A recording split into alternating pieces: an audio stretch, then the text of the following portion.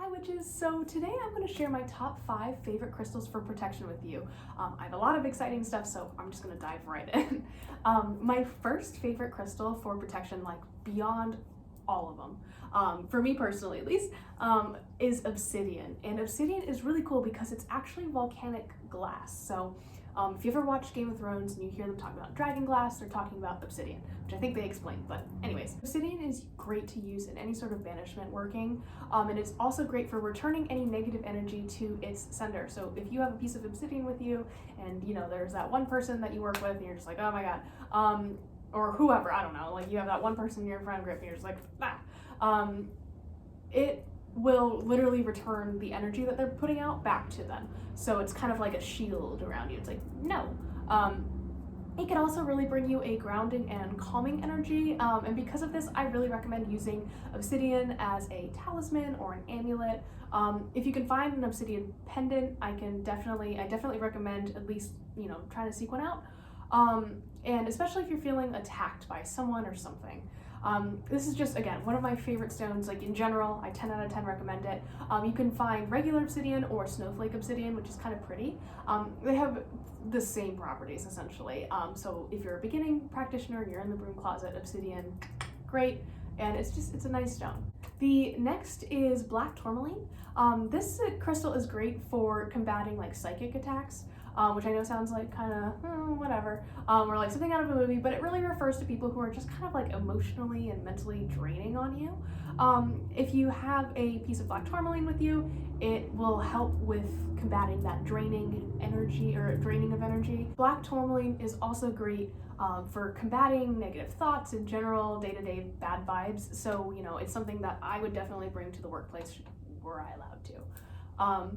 Number 3 is Smoky Quartz, because apparently I will always have some sort of quartz on any of these lists. But this crystal is great for anyone who has clairvoyant abilities, so, clairsentience, clairaudience, etc. It works as a type of psychic shield and can keep you grounded at the same time. And because of this, because it's also a type of quartz, which I will apparently always have on these lists, it promotes healing and cleanses your energy at the same time. So it's all around just kind of like a great stone to have if you are in any way intuitive or particularly emotional or in touch with the other side. So yeah, definitely recommend Smoky Quartz. Number 4 is fluorite. And fluorite is a really great ward against negativity, and it's like so pretty. It's like green and purple and blue. Oh, it's amazing. I love fluorite. I definitely want to get something like a fluorite pillar or something. What is the word I'm looking for? Obelisk, that's what it is. I really want one of those, they're really cool.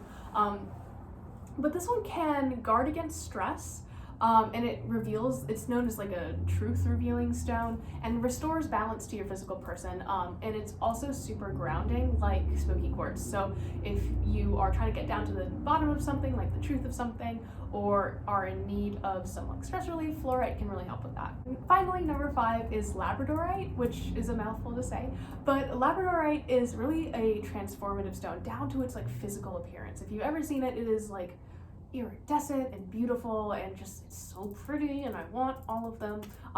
But also it creates a psychic shield and can help neutralize any negative energy that you may encounter, both from outside or inside the body.